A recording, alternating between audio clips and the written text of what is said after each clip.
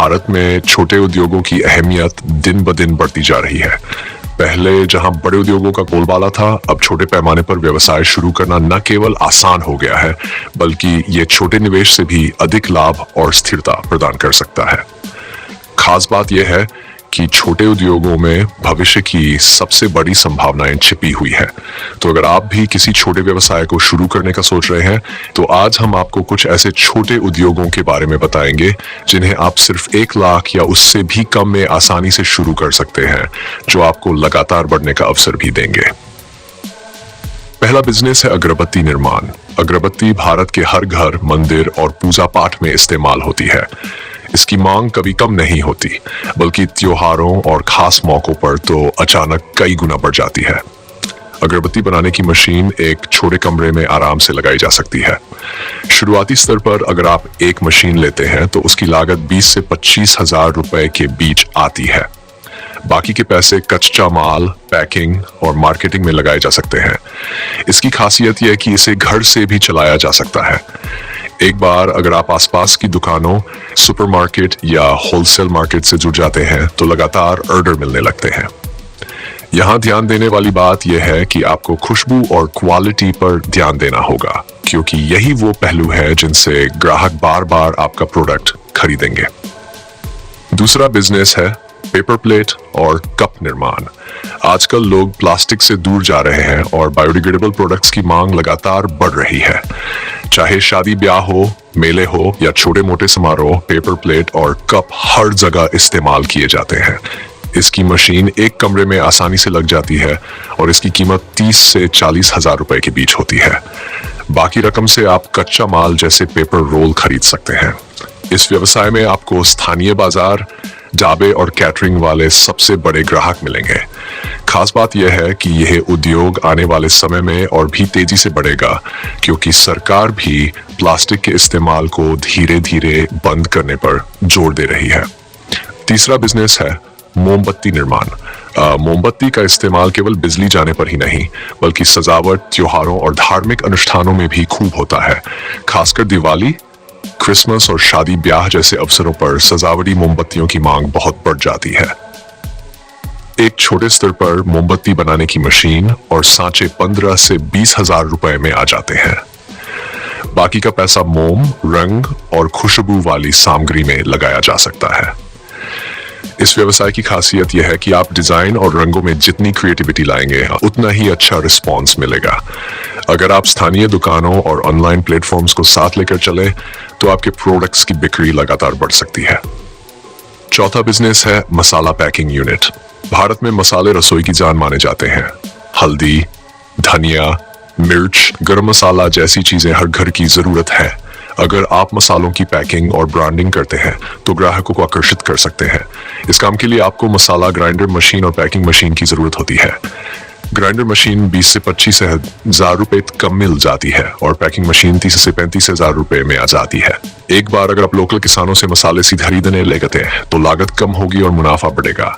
इस उद्योग में सबसे बड़ी ताकत है भरोसा। अगर लोग आपके ब्रांड पर भरोसा करने लगे तो यह काम छोटे स्तर से उठकर बहुत बड़ा हो सकता है। पांचवा बिजनेस है हैंडमेड साबुन निर्माण। आजकल लोग प्राकृतिक और हर्बल प्रोडक्ट्स की तरफ ज्यादा आकर्षित हो रहे हैं। केमिकल से बने साबुनों की जगह लोग ऐसे साबुन पसंद कर रहे हैं जिनमें एलोवेरा, नीम, हल्दी, चंदन जैसी प्राकृतिक चीजें हों। इस काम को आप बहुत कम पूंजी में शुरू कर सकते हैं। साबुन बनाने की बेस सामग्री, खुशबू और सांचे मिलाकर 20 से 30 हजार रुपए में काम शुरू किया जा सकता है। बाकी रकम पैकिंग और ब्रांडिंग पर लगाई जा सकती है। इसकी खास बात यह है कि लोग अगर एक बार आपके साबुन से संतुष्ट हो गए तो वे बार बार वही खरीदेंगे। साथ ही अगर आप ऑनलाइन बिक्री शुरू करते हैं तो आपका ग्राहक वर्ग पूरे देश में फैल सकता है। ये पांचों उद्योग ऐसे हैं जिन्हें आप केवल 1 लाख रुपए में आराम से शुरू कर सकते हैं, लेकिन असली सफलता इस बात पर निर्भर करेगी कि आप इन्हें कैसे संभालते हैं, किस तरह की क्वालिटी देते हैं और मार्केट तक कैसे पहुंच बनाते हैं। याद रखिए कि छोटा व्यापार शुरू करना आसान है, लेकिन उसे लगातार बनाए रखना और बढ़ाना ही सबसे बड़ी कला है। इन 5 उद्योगों के अलावा भी भारत में और कई छोटे छोटे अवसर हैं, लेकिन उद्योगों की खासियत यह है कि ये रोजमर्रा की जरूरत से जुड़े हुए हैं। चाहे त्योहार हो, सामाजिक कार्यक्रम हो या घर की सामान्य खपत, इनकी मांग लगातार बनी रहती है। यही कारण है कि अगर आप इन उद्योगों में से किसी एक को भी सही तरीके से शुरू करते हैं तो ये आपको आगे चलकर स्थायी आय का साधन दे सकता है। छठा बिजनेस है पापड़ और नमकीन निर्माण। भारत में स्नैक्स का बाजार बहुत तेजी से बढ़ रहा है। चाहे शहर हो या गांव, लोग रोजमर्रा में पापड़ और नमकीन का इस्तेमाल करते हैं। इसे घर के साथ साथ शादी, ब्याह और समारोहों में भी खूब खाया जाता है। अगर आप चाहे तो एक छोटे स्तर की यूनिट 1 लाख रुपए के अंदर आसानी से शुरू कर सकते हैं। पापड़ बेलने और सुखाने का काम पहले हाथ से किया जाता था, लेकिन अब मशीनें आ गई हैं जो ये काम कम समय में कर देती हैं। मशीन की कीमत 35 से 40 हजार रुपए तक आती है। बाकी रकम कच्चा माल जैसे बेसन, इंस्टेंस, मसाले और पैकिंग पर लगाई जा सकती है।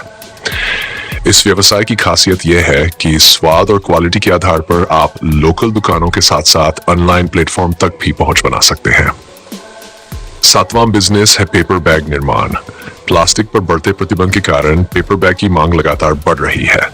सुपरमार्केट, गारमेंट शॉप, बेकरी और मेडिकल स्टोर तक अब पेपर बैग का इस्तेमाल करते हैं। इस काम के लिए जरूरी मशीनें 40 से 50 हजार रुपए तक की लागत में मिल जाती हैं। बाकी का पैसा पेपर रोल और प्रिंटिंग पर लगाया जा सकता है। यहाँ एक खास बात यह है कि अगर आप बैग्स को आकर्षक डिजाइन और प्रिंटिंग के साथ तैयार करें तो बड़े ब्रांड्स भी इनखने में दिलचस्पी दिखाते हैं। छोटे स्तर पर शुरू करके इसे बड़े कॉन्ट्रैक्ट तक ले जाया जा सकता है। आठवां बिजनेस है हर्बल गुलाल और रंग निर्माण। त्योहारों के मौसम में खासकर होली पर हर्बल गुलाल और नेचुरल रंगों की मांग बहुत बढ़ जाती है। आजकल लोग रसायनों से बने रंगों से बचते हैं और सुरक्षित हर्बल विकल्प चुनते हैं। इस काम को 1 लाख रुपए के अंदर शुरू किया जा सकता है। इसके लिए आपको बेसिक सामग्री जैसे कॉर्नफ्लोर, हल्दी, चंदन, फूलों के अर्क और प्राकृतिक रंग चाहिए। पैकिंग और ब्रांडिंग पर जितना ध्यान देंगे उतना ही लोग आपके प्रोडक्ट्स को पसंद करेंगे।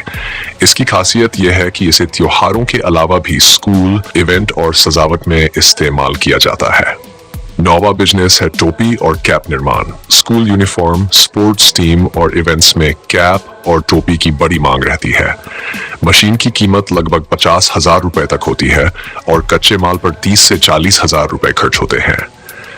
इस काम की खासियत यह है कि आप इसे सीजनल और कॉन्ट्रैक्ट बेस दोनों तरीकों से चला सकते हैं।